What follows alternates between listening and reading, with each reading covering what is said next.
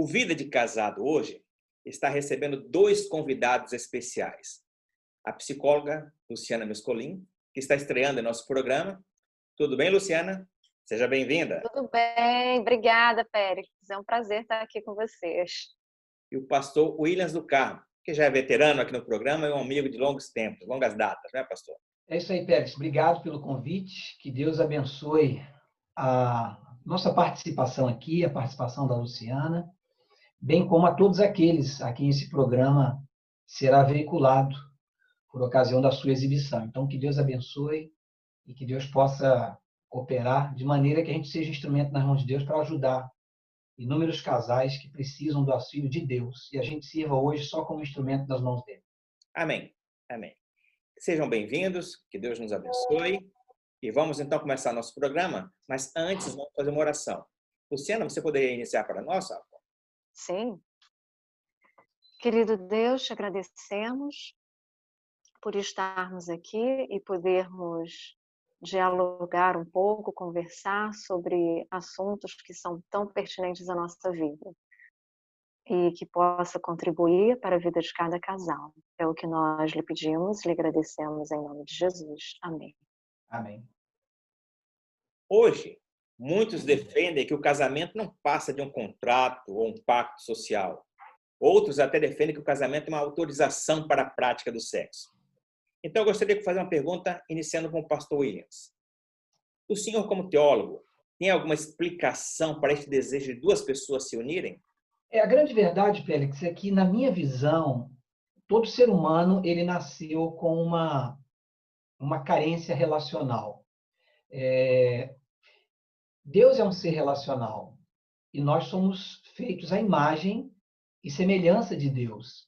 Então, obviamente, que por sermos semelhança e a imagem de Deus, e se Ele é um ser relacional, obviamente que nós também somos seres relacionais.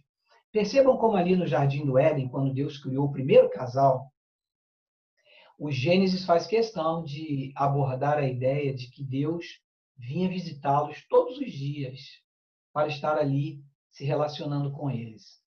E se nós acompanharmos a postura de Deus durante toda a Bíblia, nós vamos ver que Deus sempre procurou estar conosco, se relacionando com a gente. Você vê ali Êxodo 25, verso 8, por exemplo, Deus diz lá, e me farão um santuário para que eu possa habitar no meio deles. E assim tem tantos outros versos que corroboram com a ideia de que Deus gosta de se relacionar com a sua criatura. Em contrapartida, alegra o coração de Deus que as suas criaturas se relacionem com ele. E, obviamente, essa equação ela acaba dando um resultado de que nós, em contrapartida, como seres humanos, temos a necessidade de nos relacionarmos uns com os outros. Então, nós temos aqui duas esferas. O relacionamento vertical, que é o relacionamento criatura-criador, homem e Deus, Deus e homem, e temos, então, o relacionamento horizontal, que é o relacionamento dentro da nossa esfera de humanidade, de carnalidade, né? Quando expressamos os nossos sentimentos um para com o outro. Então, na minha visão, daí surge essa grande necessidade, esse grande anseio de nós procurarmos um parceiro para poder dividir, então, o dia a dia da nossa existência. Luciana, você que é uma estudiosa das emoções humanas, né? Existe alguma uma recompensa emocional que se exerça tanto fascínio para que duas pessoas queiram se casar, se juntar, estar juntas? Então, a gente, quando fala em casamento, muitas vezes as pessoas se divorciam depois. Eu acho que não é plano, não é objetivo, ninguém se casa pensando nisso. Todo mundo se casa pensando em dar certo, em ser um relacionamento com muito amor, muito carinho. Mas é interessante notar que tanto o número de divórcio quanto de recasamento é igual. Então, o ser humano ele continua acreditando no casamento. E as pessoas têm muita necessidade, né? O pastor estava falando, o pastor Williams, de como nós fomos feitos à imagem e semelhança de Deus e somos seres relacionais. Então, a nossa maior necessidade é ser amado e ser aceito. E a gente busca esse sentimento nos nossos relacionamentos. Então, assim, o fascínio, né, pelo casamento é a gente poder trocar esse afeto, é a gente poder se sentir amado, se sentir aceito, e isso é possível numa configuração a dois, num relacionamento afetuoso, conjugal. Então, as pessoas buscam ainda muito o seu príncipe encantado, a sua princesa, e é bom lembrar que nós somos feitos de carne e osso. Então, aquelas histórias, né, que são contadas lá quando nós éramos crianças e ainda é contada, essas histórias são contadas diariamente, as pessoas vão crescendo, vão se desenvolvendo com essa história que tem um príncipe, que tem uma princesa, que tem alguém que vai satisfazer todos os seus desejos, que isso é amor. Então, esse fascínio ele fica e ele acaba ficando um pouco distante da realidade, porque a gente tem que adequar, né, as nossas ideias, os nossos desejos, os nossos planos, a também a nossa realidade do dia a dia, de como as pessoas são. Pastor Williams, fica uma dúvida. Se duas pessoas que se amam e têm esse desejo de se relacionar, de constituir uma família, de viverem o resto dos seus anos juntos, né? E começam essa vida muito bem, mas parece que aos poucos essa paixão vai diminuindo, o amor vai acabando. Para o que acontece, o que ocorre com essa família, com esse casal, melhor dizendo? Então, vamos lá. Existe uma regra em relacionamento que nós precisamos aqui contemplar duas vertentes que são distintas e completamente paradoxais: expectativa e realidade.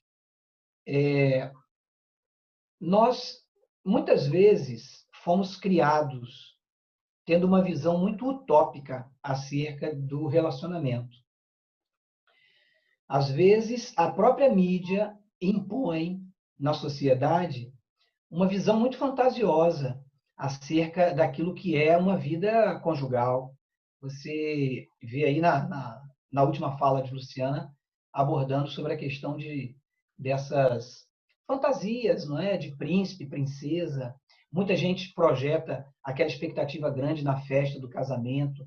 Só que quando a festa acaba, quando o bolo é cortado, quando os convidados vão embora, não é? Quando a lua de mel termina, sobra o esposo e a esposa. E junto com eles vem alguns parceiros que muitas das vezes nós não nos lembramos quando fizemos a projeção para o nosso relacionamento. Os parceiros são conta de luz, conta de água, conta de telefone, internet, aluguel do carro, plano de saúde, acordar cedo para ir para o trabalho, voltar, termina a licença matrimonial. Então, muitas vezes nós começamos a agregar algumas crises no relacionamento que vão desgastando. E em relação a isso, a crise ela pode ser olhada sobre duas óticas. Ou ela se transforma num muro intransponível, e aí, logo nos primeiros anos de casamento, você tem uma decepção muito grande. E, em contrapartida, ela pode ser também encarada sob uma ótica de ser um degrau, para que cada crise vivenciada pelo casal possa me levar, então, a um nível superior, entende?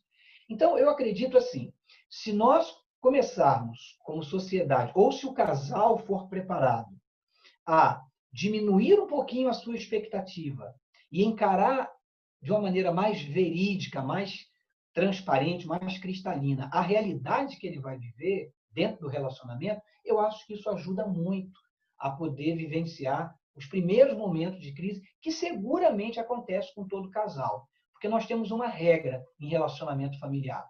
Não existe casamento perfeito, porque não existem pessoas perfeitas. Mas eu posso ter um casamento feliz. Muito bem. Luciana, agora o casamento se resume à paixão ou ao amor, ou tem mais algum ingrediente aí embutido?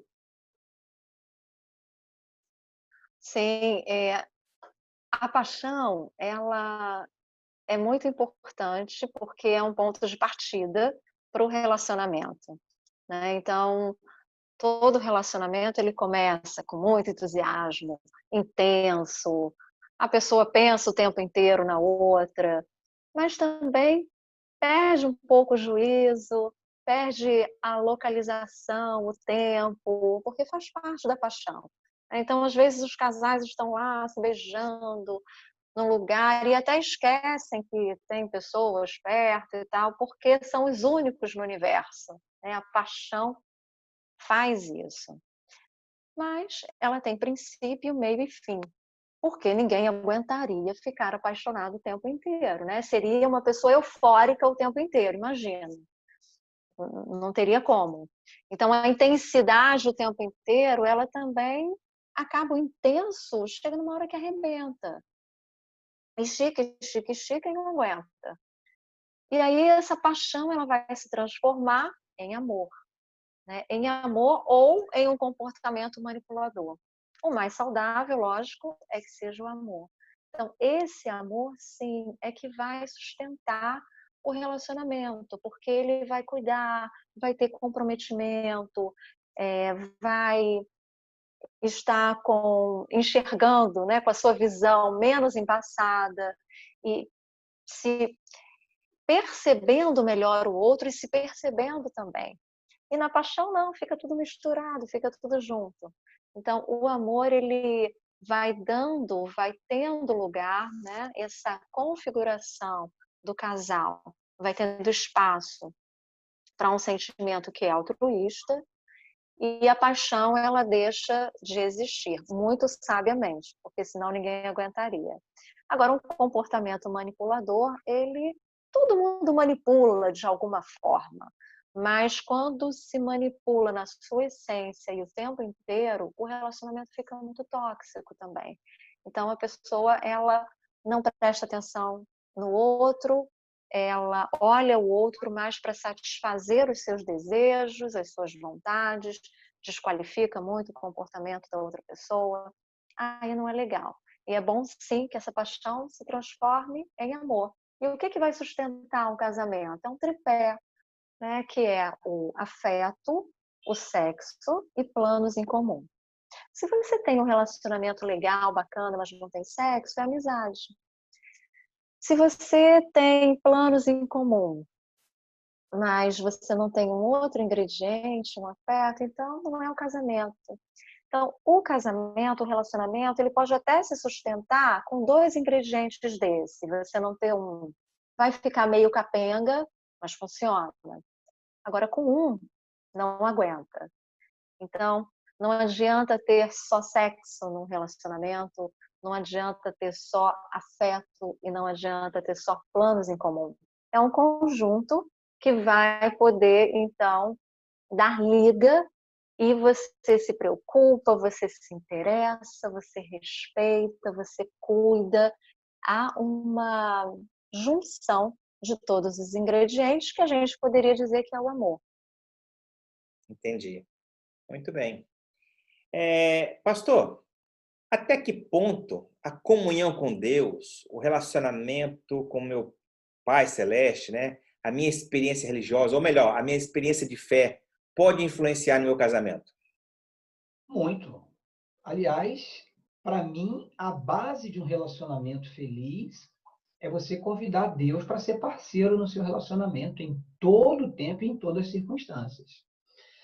Perceba assim, olha, eu vou pegar aqui alguns ganchos que a Luciana colocou na sua resposta para poder compor a resposta dessa nova pergunta que você está me fazendo. Veja, a Bíblia Sagrada, ela diz aqui em Gênesis, eu estou lendo Gênesis aqui, capítulo 2, verso 24. A maioria das pessoas que trabalham com casal usa esse texto aqui.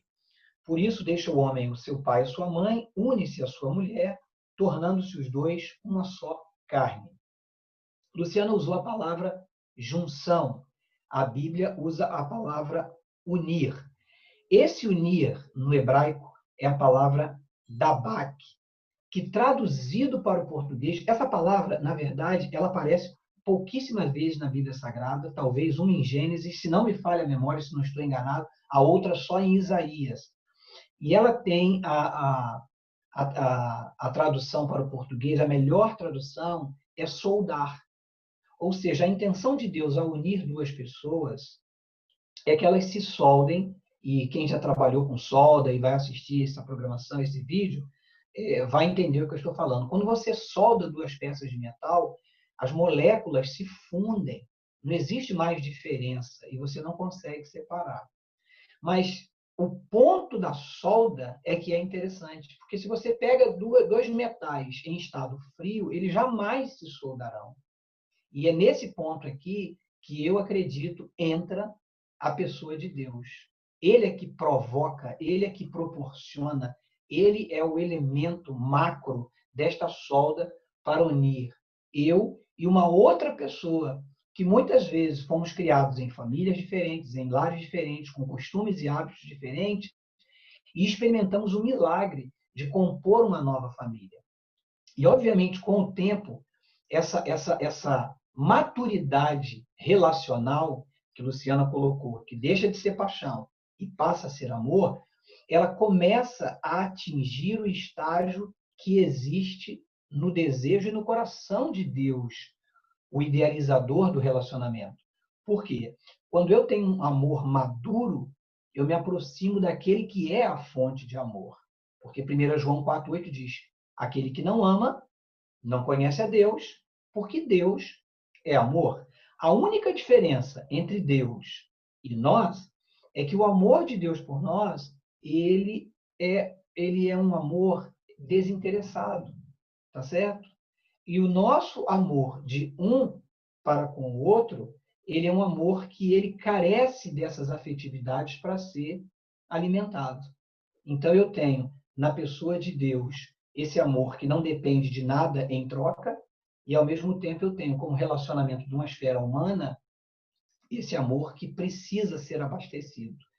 E esse abastecimento com base em um amor verdadeiro, que é alicerçado por Deus, ele gera uma série de outros sentimentos que vêm com o tempo. Exemplo, a conivência. Eu pergunto, você, Péricles, deve ter segredos que só você e a sua esposa sabem. Ninguém mais sabe. Nem os seus filhos, nem os seus parentes, nem a sua própria mãe e seu próprio pai. A mesma coisa com Luciana, a mesma coisa comigo e com a minha esposa. Há coisas que nós confidenciamos um para com o outro. Essa amizade irrestrita, ela só pode nascer quando eu coloco Deus e convido Deus para ser o alicerce da minha família. Se não for assim, ao invés dessa cumplicidade, desse amor, né, cristalino, eu passo a ter uma disputa dentro de casa, entre os cônjuges, para saber quem tem a razão. E aí o eu entra em relevância, em primazia. E aí, meu amigo, eu não consigo harmonia e hegemonia nunca. Por isso que quando eu coloco Deus dentro do meu relacionamento, aí eu consigo, então, atingir as metas e os propósitos para o qual esse relacionamento foi criado. E aí, posso falar, Péricles? À vontade. Pastor, quando o senhor falou sobre Deus, né, de convidar Deus e para ter sucesso no relacionamento por conta dessa união e Deus vai proporcionar essa liga, eu lembro que num relacionamento a gente precisa ter uma essência, né? O que a gente busca no casamento? O que a gente busca no relacionamento? Deus, ele não nos deixa sair do foco e do que é essencial na vida. Então, às vezes, o objetivo no relacionamento, ou os objetivos no relacionamento, eles vão perdendo a essência. Então, as pessoas também vão se distanciando, né? E Deus é a fonte de saúde. O que é essencial na vida e no relacionamento? Nos relacionamentos? A solidariedade, a compaixão, a cumplicidade, a reciprocidade, a fidelidade, a lealdade, são coisas essenciais. E quando a gente se distancia disso, o relacionamento ele também vai perdendo a sua força e vai enfraquecendo. E vai tendo, assim, vão tendo sentimentos, Péricles, que você estava falando, né, que vão se perdendo ao longo dos anos, porque a gente se distancia da essência. E Deus, ele é essencial, ele é a fonte da nossa saúde. Então, com certeza, é garantia de sucesso. Muito bem. Agora, pelo que eu vi vocês falando, o casamento começa meio jovial, né, vamos dizer assim, capachão, vai crescendo, se transforma em amor e vai amadurecendo ao longo dos tempos. Então, ele vai, quanto mais maduro for o amor, melhor será a satisfação em viver este relacionamento. É isso?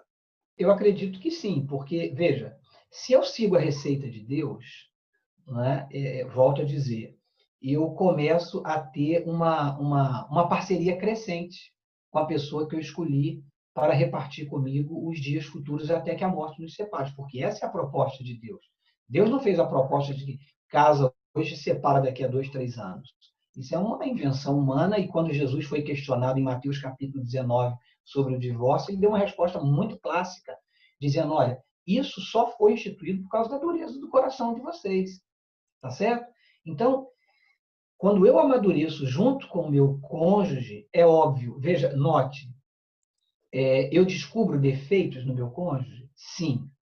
Eu revelo também, ou eu deixo revelar os meus defeitos também para o meu cônjuge? Também. Por quê? Porque nós passamos a ser uma só carne, gente.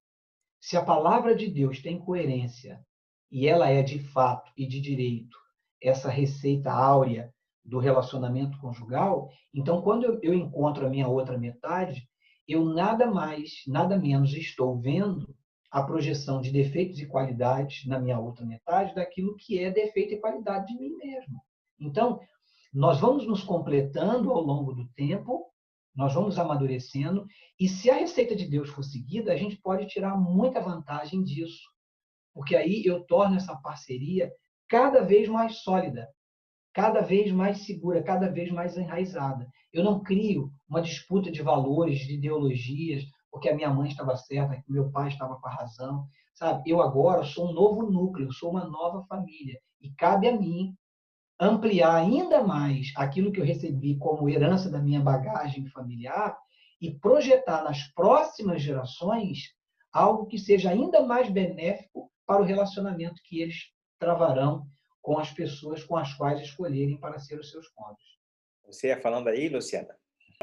Sim, quando o pastor William estava falando, né, sobre essa maturidade emocional, o quanto é importante você, quando a Bíblia fala lá, deixar pai e mãe, não é para você esquecer o seu pai, né? Você vai casar, agora você esquece o seu pai e a sua mãe, mas você vai construir a sua, a sua família, que é a nuclear, porque você foi criado e educado pela família de origem.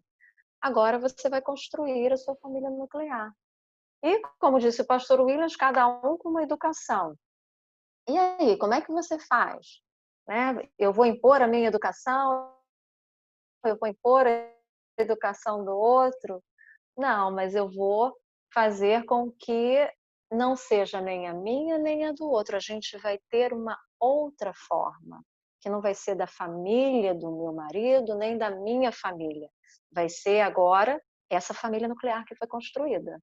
Né? Então, isso é super importante para que também o relacionamento ele continue com foco e tenha um respeito por cada um que ali foi escolhido.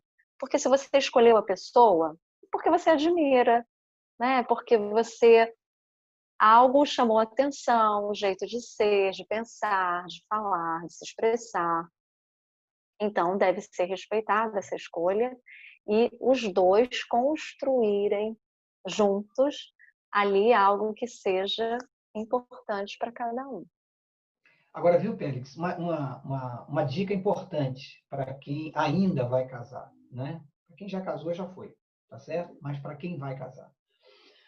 Se essa motivação que Luciana está colocando, ela estiver restrita ao aspecto físico, a minha felicidade conjugal ela tem data marcada para terminar.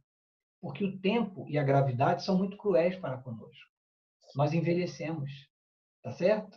E aquilo que eu projetei como a mulher perfeita, ou o homem perfeito, com um corpinho perfeito, um rostinho perfeito, com tudo no lugar, isso com o tempo sai do lugar. Não tem jeito, isso aí desmorona, tá certo?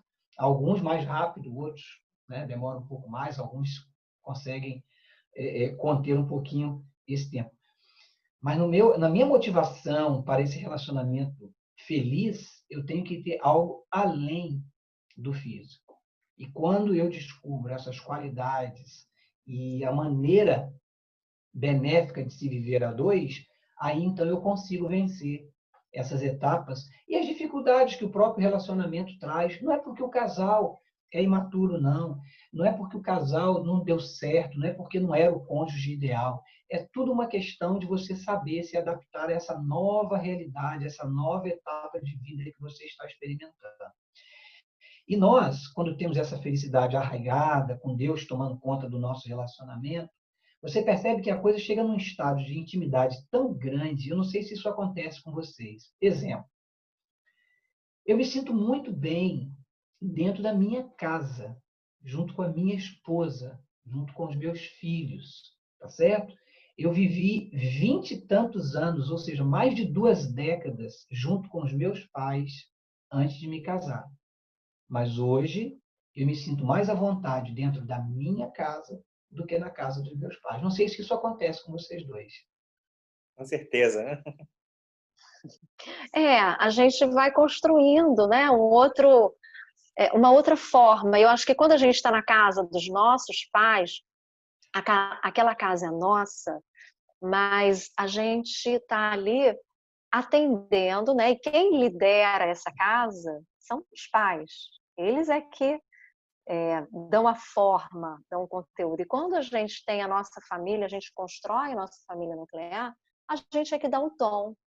A gente é que vai construir essa relação. Então, talvez esse sentimento, né, de ter mais, de se sentir, de ficar mais à vontade, seja por isso também, porque ali tem o nosso tom, ali tem a nossa cara, ali tem o nosso jeito, que está A sendo casa passa a conduzido. refletir a nossa imagem, né?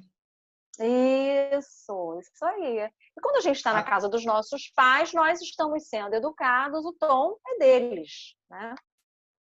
Eu acho que a casa, ela reflete a nossa identidade, sabe? Você coloca ali o ritmo da sua identidade. Porque a despeito de você ser filho de ou de alguém, você nasceu como uma pessoa singular, ímpar. Deus criou você único. Então você projeta na sua residência a sua identidade, o seu modo de ser, e isso traz um conforto muito grande. Agora, é lamentável, eu disse para aqueles que ainda vão se casar, dica, né? Mas é lamentável que algumas pessoas, e isso é muito natural de se ver, elas saiam do seu serviço e não tenham vontade de voltar para casa. Porque o lar não proporciona aquele ambiente agradável, você não sente ali no porto seguro. Então, assim, eu acho que isso deve ser muito triste para as pessoas que vivenciam isso. Mas isso pode ser mudado. E como é que eu mudo essa história? Traçando, então, alguns parâmetros que sejam primordiais para o meu relacionamento. O primeiro nós já citamos aqui, é colocar Deus como base do meu relacionamento. Segundo, entender que o relacionamento do meu vizinho, do meu parente, do meu amigo, ele não é melhor do que o meu. Não existe relacionamento perfeito. Existem os relacionamentos que são mais construídos à luz daquilo que é a receita da palavra e aqueles que as pessoas ficam lutando sozinha, sem pedir ajuda do Altíssimo. Tá certo? Terceiro, entender que o meu cônjuge, ele não foi, ele não é e nunca será perfeito. Entender que eu nunca fui, não sou e nunca serei perfeito também. E não projetar algo para o meu relacionamento que seja utópico. Eu tenho que viver com o pé no chão. E o meu casamento trará dificuldades do dia a dia? Sim. Ele trará crises em alguns momentos? Também, mas eu posso superar a cada um desses, seguindo a receita do Pai Celeste, e eu posso, então, avançando para um relacionamento cada vez mais maduro. E não sei se vocês já perceberam isso. Quando o casal segue a receita divina direitinho, chega numa época do casamento que a gente quase não briga mais. Já perceberam isso? Quase não discute mais. Está tudo bem, está tudo tranquilo. Aquilo que você esquentava a cabeça no passado, você já não esquenta mais, já se adaptou. Eu acho que é tipo pedra de cachoeira, né? Vai batendo, batendo, batendo, até que fica redondinha. E aí ninguém machuca mais ninguém. E aí pronto, o casamento entra numa esfera que eu acho que é assim, o objetivo pleno para o qual Deus criou esse relacionamento. Então, quando nós temos, né, Pastor William estava falando que a gente vai ficando mais próximo, vai aparando as arestas e você vai se ajustando mais e vai conseguindo ter um relacionamento mais saudável. Isso requer vontade, desejo, comprometimento. Se você não tem esse comprometimento e esse desejo, aí você vai se afastando, porque o relacionamento vai ficando, sabe como uma roupa ela tá apertada demais? É isso. Então ela incomoda, então tá larga, né? Ela não cai bem. E Não para se cair, ajusta, né? não se ajusta, fica, né, fica sobrando ou fica faltando. E aí entram os julgamentos, entram as cobranças e críticas, e parece que é só um peso enorme no relacionamento, né? Você não tem a leveza, não tem também o bom humor, não tem a aceitação do outro como é. Acho que assim, num relacionamento a gente tem o eu, o tu e o nós. E o grande desafio é a gente transitar nesse nós, porque tem as minhas características, tem as características do outro, e tem o nós, que é a junção, né? Que é o Deus falando pra gente, olha, você vai unir, então você vai se tornar uma só carne, mas não é o tempo inteiro isso.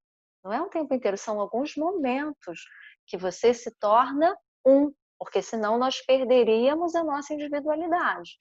Então é mais ou menos assim, 1 mais 1 igual a 3.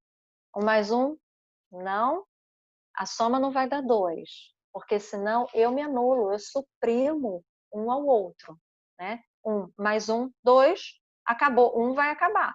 Agora, se eu tenho 1 mais 1 igual a 3, né? Eu tenho eu tenho o outro e tem o nós. Então, a gente tem que transitar nesse nós sem perder a nossa individualidade, sem perder as nossas características. E é muito simples. É a gente poder falar, é a gente poder expressar. Eu percebo que as pessoas fazem muita confusão em eu vou fazer pelo outro, mas eu não posso expressar o que eu penso e que eu sinto. É muito diferente. Então, se você pensa de um jeito, você deve ser honesto com o seu pensamento, o seu sentimento e as suas atitudes. O outro precisa saber que naquele dia você quer ir a um restaurante, por exemplo, para comer pizza e o outro quer comer comida japonesa. E aí, como é que faz? Né? Ah, mas eu quero uma coisa, você quer outra.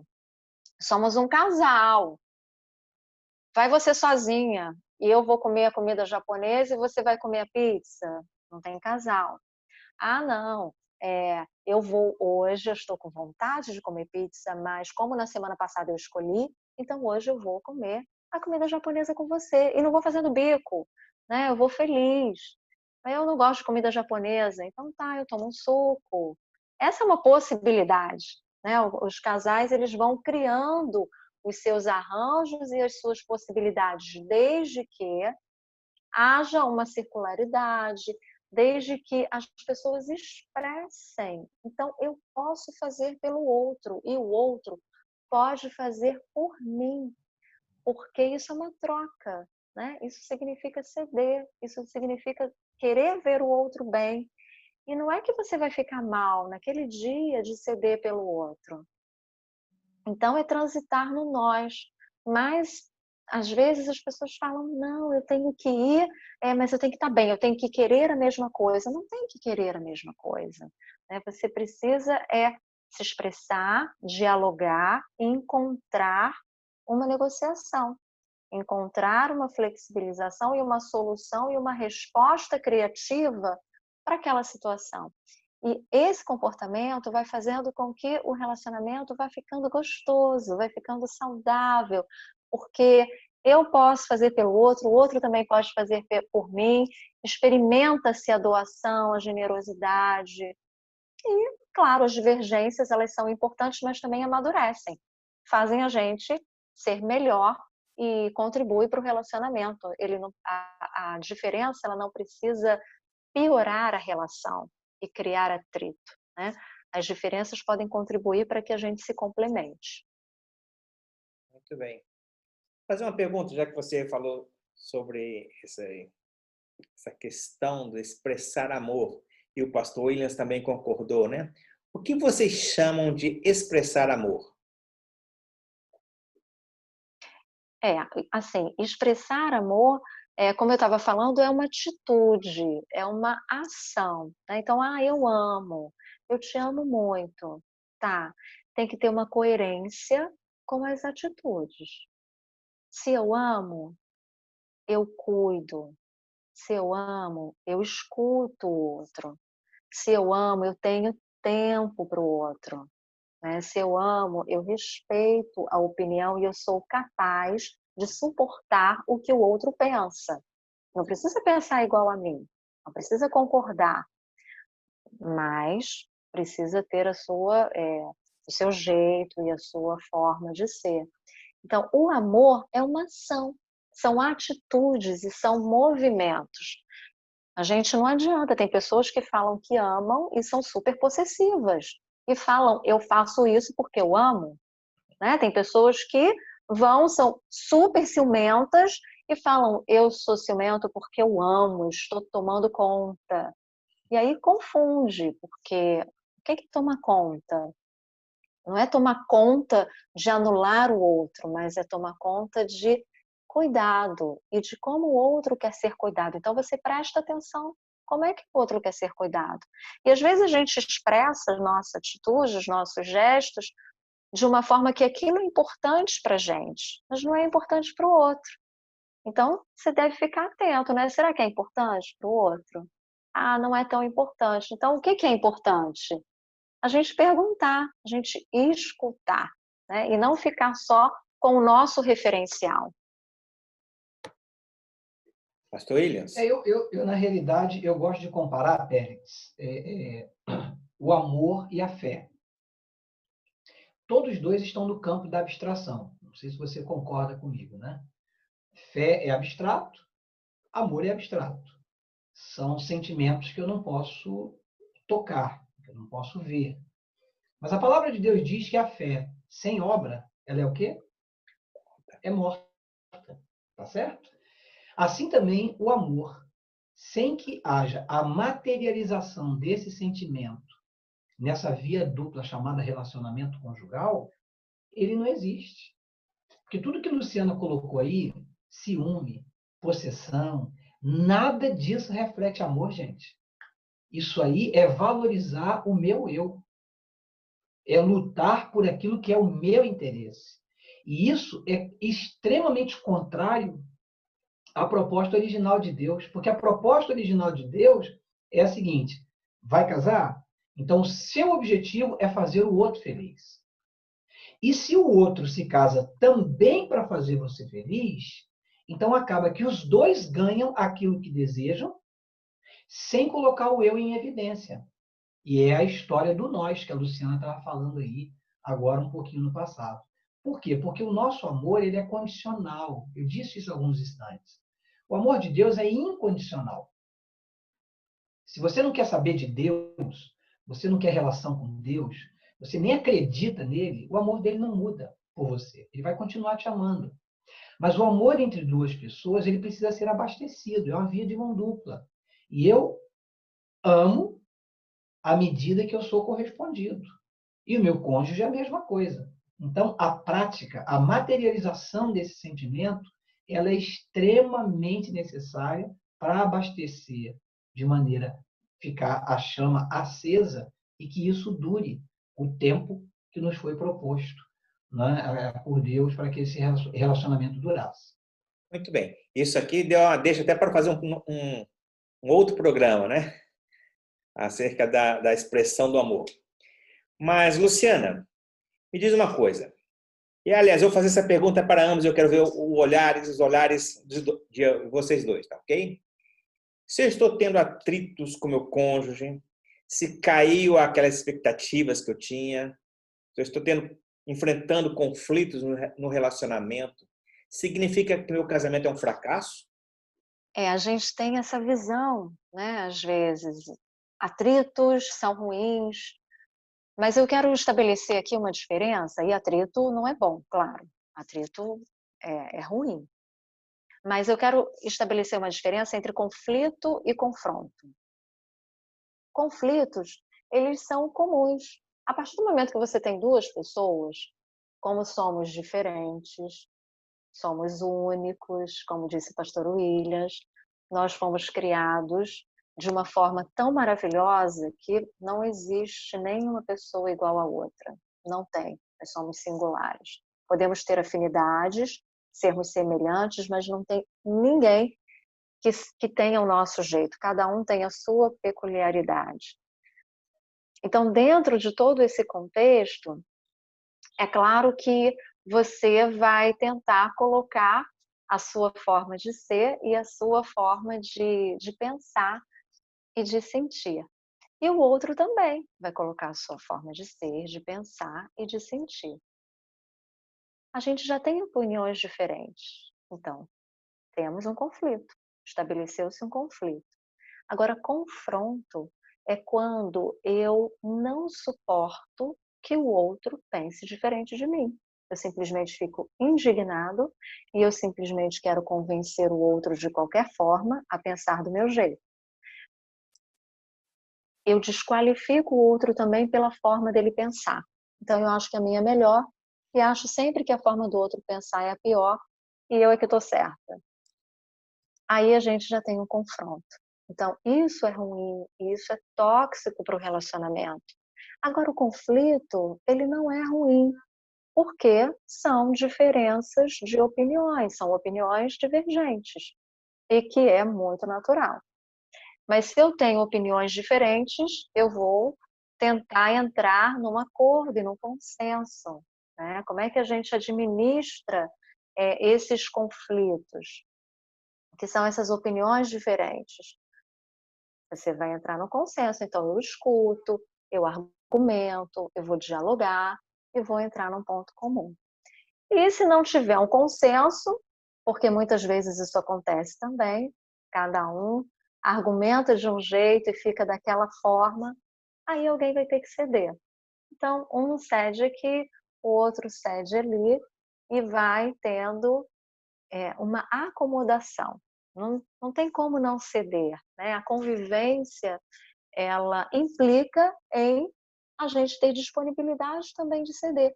Porque senão, se a gente não tiver nenhuma disponibilidade em ceder, em dialogar, isso tudo dá trabalho, né? Não é? Dá trabalho, sim. Se relacionar dá trabalho. Mas a gente não quer se relacionar? A gente não quer casar? Então, quando a gente também escolhe casar, eu acho que é muito importante. As pessoas precisam ter essa consciência de que implica em comprometimento. Se eu não quero ter disponibilidade de ceder, se eu quero só impor a minha opinião, então para que vai casar? Né? Fica solteiro, é uma opção. Mas se você escolheu casar, você escolheu compartilhar a sua vida, então escolheu dialogar, sim, né? Entrar no consenso, ceder, para que o relacionamento ele seja mais saudável. Existem pesquisas lá nos Estados Unidos que falam como assim gastam milhões e milhões de dólares as empresas para cuidar da saúde mental dos colaboradores e dos funcionários, dos empregados das empresas. E aí chegou-se à conclusão que o que acontece? Por que essas pessoas adoecem? Por conflitos, ou melhor, confrontos no trabalho. E quais os motivos dos confrontos? Falta de educação, grosseria, falta de generosidade. Então, pessoas grosseiras, pessoas mal educadas fazem mal ao coração das pessoas. Porque, inclusive, quem tem chefe, dentro dessa pesquisa, quem tem chefe grosseiro tem uma chance maior de desenvolver doenças cardiovasculares. E relacionamentos tóxicos e que só ficam com julgamentos, com críticas, também é adoecedor, é muito tóxico. Então, para a gente poder ter um relacionamento saudável, a gente precisa querer, a gente precisa se movimentar e desenvolver a nossa parte. É trabalhoso? É trabalhoso, mas vale a pena, né? Porque não adianta assim a gente ficar parado esperando que os sentimentos positivos eles aconteçam. A gente é que tem que produzir. A gente é que faz o nosso relacionamento ser bom, a gente é que faz o nosso relacionamento, né, desenvolver amor. E não esperar pelo outro. Porque sempre assim é o outro que faz assim, é o outro que fez assado. E a nossa responsabilidade dentro do processo, né? Sempre se questionar e se posicionar dentro desse relacionamento. Eu vou fazer uma pergunta para o Péricles e para a Luciana. Ó, agora eu que virei entrevistador agora. Estou vendo. Mas a diferença é que vocês não precisam responder, tá certo? Aí, ó, ótimo. Tá bom. Olha, eu tenho praticamente certeza que em algum momento do relacionamento seu, Péricles, você divergiu em opinião, ideias e conceito da sua esposa. Assim como a Luciana também. E eu me incluo nesse time, tá certo? Então, olha, 1 Coríntios, capítulo 1, verso 10, o apóstolo Paulo, ele dá um conselho à igreja de Corinto. Né? Eu não vou entrar no detalhe aqui, não é o tópico do nosso assunto, mas a igreja de Corinto era uma igreja muito complicada, muito complexa. Haviam grupos distintos que se estabeleceram ali. E Paulo, ele escreve uma frase que ela diz assim: rogo-vos, irmãos, pelo nome de nosso Senhor Jesus Cristo, que faleis todos a mesma coisa e que não haja entre vós divisões. Antes, sejais inteiramente unidos, na mesma disposição mental e no mesmo parecer. Perceba que Paulo está falando aqui sobre unidade. Ele não está falando sobre uniformidade. E essa regra, ela se aplica dentro do relacionamento. João casou com Maria. João, meu amigo, ele continua sendo João. Maria continua sendo Maria. Cada um de posse da sua identidade, porque assim como abordou a doutora Luciana, nós somos únicos. Deus nos fez com vontade própria, com desejos, com manias, com imperfeições, com mazelas, enfim. Aliás, Deus nos criou perfeito, nós é que optamos pela imperfeição, né? Corrigindo a frase. Então, a grande realidade é que dentro de um casamento você não pode exigir uniformidade. Nem tudo tem que ser da maneira que eu quero, mas ambos precisam encontrar um caminho que gere unidade. A despeito dos meus gostos e das minhas preferências, eu encontro um caminho onde ambos possam encontrar ali uma linha em comum e trabalhar em cima disso, sem eu abafar a identidade do meu cônjuge. Porque isso é ferir, é matar a pessoa em vida. Eu não tenho esse direito, tá certo? Então eu preciso permitir que a outra pessoa viva, que ela tenha direito de escolhas e assim sucessivamente. Então o que Paulo está colocando aqui para a igreja de Corinto é exatamente isso. E essa regra se aplica ao relacionamento. Vamos buscar unidade e não uniformidade, tá certo? Porque em relacionamento isso não dá certo. Nunca deu, não dá e não vai dar nunca. E essa unidade, pastor Williams, é preciso diálogo, né? Como é que você busca unidade se você não escuta, se você não expressa, se você não fala, se você não coloca? E dentro dessa comunicação e desse diálogo, as pessoas precisam desenvolver argumentos consistentes. Porque não basta chegar e dar a sua opinião, né, e falar, eu gosto de azul. E por que você gosta de azul? É porque eu gosto, porque é azul, né? Porque é assim, e é assim. E aí o diálogo, ele fica capenga. Mas, e aí a maturidade emocional entra aqui como um ponto muito importante também. Né? Porque aí a maturidade, ela implica em você se conhecer, em saber os seus pensamentos, em conhecer os seus sentimentos, e as suas atitudes, elas vão ser desencadeadas por escolhas. E a escolha que você vai fazer, você não vai só reagir, você vai agir. Né? Então você vai pensar. E aí o diálogo, ele fica mais consistente. E essa unidade, quando você tem a disponibilidade de escutar e de expressar os nossos pensamentos e os nossos sentimentos, e o outro escutar e vice-versa, né? tem essa sintonia, né? Você tem essa busca, não para competir um espaço, mas para compartilhar, né? Porque estão ali para quê? Para compartilhar um espaço, para poder ter cumplicidade. Mas às vezes o relacionamento ele se torna uma linha de guerra, um campo de guerra. Quem é que tem mais força? Quem é que vai ganhar? Quem vai ter a última palavra? Como é que vai ser? E aí perde totalmente, né, o sentido e o objetivo, a essência, o foco, ele vai se desgastando. E a gente, enquanto ser humano, perde o foco muito facilmente da vida, né? Mesmo na nossa vida pessoal. Trabalhamos, trabalhamos, trabalhamos, aí chegamos em casa cansados e dormimos, não sei o quê. E qual é o tempo que a gente tem disponibilizado para a nossa família? Para o nosso cônjuge, né? Para o nosso não, para o meu cônjuge, né? Para o seu cônjuge, como é o tempo? Para o meu filho, como é que é importante? Como é que eu priorizo as minhas atitudes? Então, o que é essencial para mim? O que é importante na minha vida? A gente vai se distanciando. Eu acho que isso é muito importante. A gente não se distanciar e sempre voltar para o que é essencial, porque vai dar uma liga, uma consistência nas nossas falas, nos nossos argumentos, nas nossas negociações. E eu vou admirando o outro também, né? Porque se eu escuto, eu posso admirar, como também posso não admirar algumas coisas, é natural. Mas se eu busco essa cumplicidade, é assim que a gente constrói. O que nós estamos fazendo aqui? Exatamente construindo, não é? Pensamentos, e a gente vai escutando, vai ouvindo o outro. É assim que também no relacionamento acontece. A gente deve priorizar a comunicação, que é um fator para essa unidade também, a gente não se distanciar disso. Muito bem.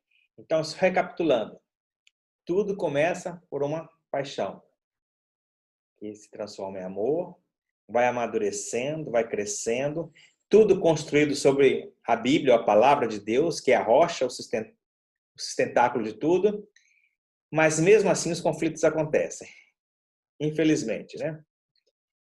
E diante desses conflitos, quando os casais começam a discutir, já não se escutam, já não ouvem mais um ao outro, o foco se torna tão profundo e no problema, como proceder para solucionar esse impasse, Luciana?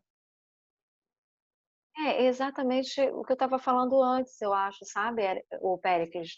É assim, as pessoas se distanciarem do que é essencial e elas ficam muito envolvidas nelas mesmas. Então é isso aí. Cada vez. As pessoas deixam de olhar para o nós e passam a olhar para si próprios. Esse que é o problema. Eu acho que na vida, né, como nós somos seres relacionais, nós nos desenvolvemos e nos construímos com o outro a partir do outro.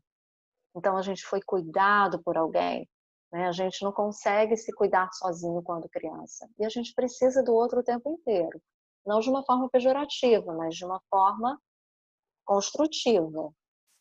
Mas o outro também, o outro seja nosso amigo, a gente aqui está falando, né, de marido, namorado, filho, mas o nosso foco aqui é o casamento. Então, a relação afetiva, o relacionamento afetivo, quando você dispõe tempo para olhar o outro e prestar atenção no outro, isso aí vai também fazendo com que você se distancie de você, porque não tem só você, né, na sua relação. Se distancia, que eu digo assim, a gente tem que, sabe, um espelho? Quando você coloca muito perto, o que acontece? A gente não enxerga. A gente tem que ter uma distância mínima para poder se enxergar e a imagem não ficar embaçada. É isso. O tempo inteiro e aí eu me distancio um pouquinho para poder também perceber o outro e o nós na relação. Não dá para eu ficar olhando só para mim, para os meus desejos, para os meus sonhos, para os meus planos, porque eu sou importante, porque isso é que vale. Porque aí, de novo, não vale a pena casar. Então, essa construção, ela é fundamental e essencial nos relacionamentos. Pastor Williams, o senhor citou agora 1 Coríntios, né, que trouxe bastante luz sobre o que nós estamos falando.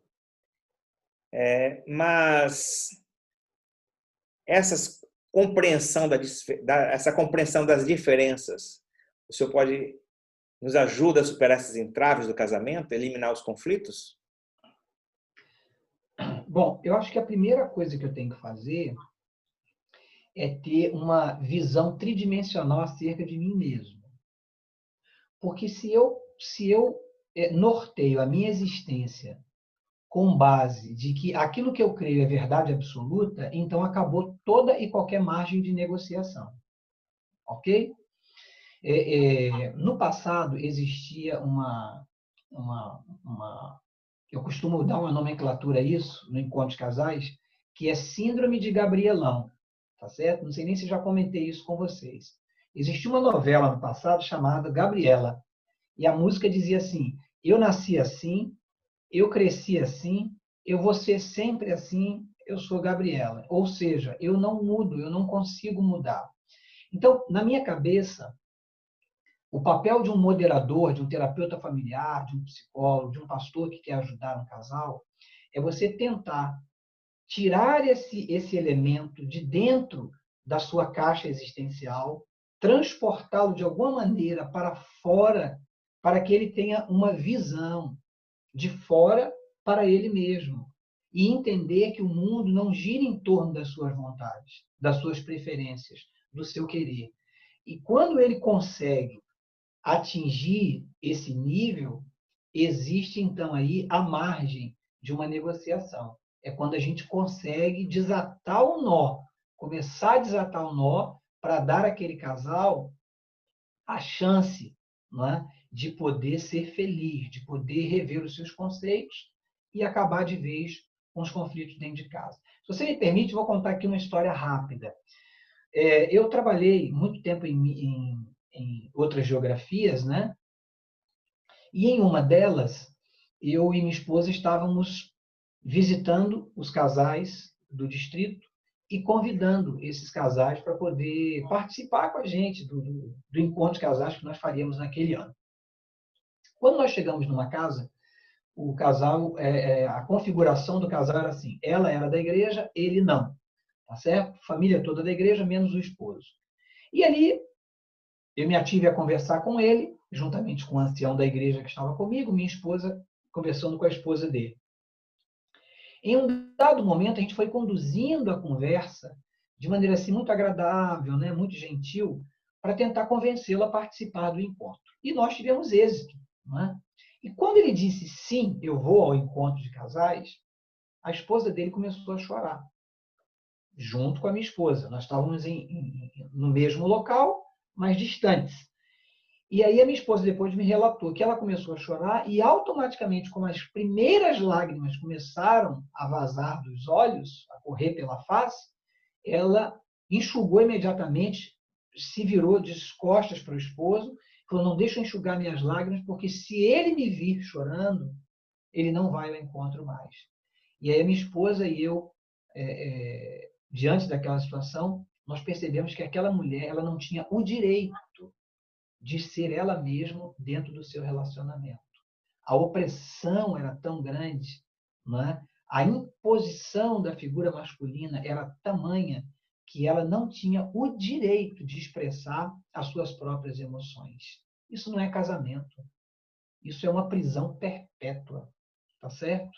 Deus não criou o casamento para isso. E me aflige o coração saber que tem muitos casais que não conseguem encontrar a porta, o gatilho que dispara o segredo para dissolver os conflitos nos quais eles estão envolvidos. E, infelizmente, na maioria das vezes, é porque o meu eu está sempre em evidência e eu não permito sequer a atuação de Deus através do Espírito Santo para me ajudar a enxergar que eu não sou o dono da verdade. E quando eu falo isso, não estou falando só dos homens, estou falando de homem e mulher, tá certo? Marido esposa, para que cada um tenha essa visão de que a vida e a verdade absoluta não giram em torno daquilo que nós queremos. Que maravilha poder estar com vocês, viu? E assim nós terminamos o nosso programa Vida de Casados de hoje. Espero que você tenha gostado, pois foi pensando em você e deseja ter um casamento duradouro, viver mais profundamente tudo que ele pode proporcionar. Lembrando Amém. sempre que estaremos vivendo fases e todas as fases fazem parte da vida de casado. Luciana, muito obrigado por sua presença, contribuição, que certamente vai beneficiar e enriquecer cada pessoa que assistir, assim como me enriqueceu. Pastor Williams. E a mim também, a mim também. Obrigado pela consulta aí de graça, Luciana.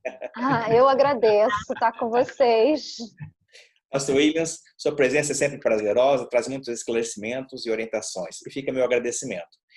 Vocês Alegria nossa. As suas considerações finais aí? Eu acho que a gente falamos sobre tantas coisas legais, né? Eu acho que a gente podia ficar, assim, para terminar, eu colocaria que é muito importante que a gente seja coerente com o que a gente pensa, com o que a gente sente e com as nossas atitudes.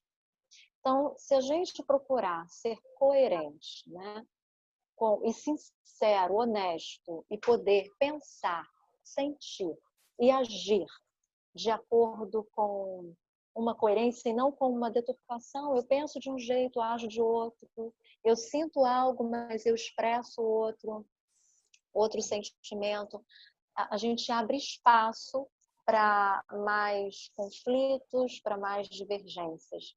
Então, é muito importante que a gente possa se fortalecer, que a gente possa compreender que é sempre possível restaurar relacionamentos, desde que nós estejamos dispostos a se arrepender, a perdoar o outro. E é muito comum eu escutar assim, Luciana, sabe o vaso que quebrou? Quebrou. Ficou todo partido, a gente cola, mas está vendo que está quebrado. Isso é tão pesado. Olha só, a vida, a gente pode pegar esse vaso, eu costumo falar assim, esse vaso que está quebrado e colou e ficou todo feioso, todo horrível, faz uma arte. Quem tem habilidade pode transformar esse vaso lindo. Colocar, pintar, e colocar uns desenhos. E aí você vai olhar para esse vaso transformado e nem vai perceber que ele está cheio de remendo. É isso que a gente vai fazendo na nossa vida. A gente vai transformando. E sempre acreditando em nós, no outro, na família, no casamento, no relacionamento. E aí depende da gente se movimentar, da gente poder estar disponível para o outro e para a gente também.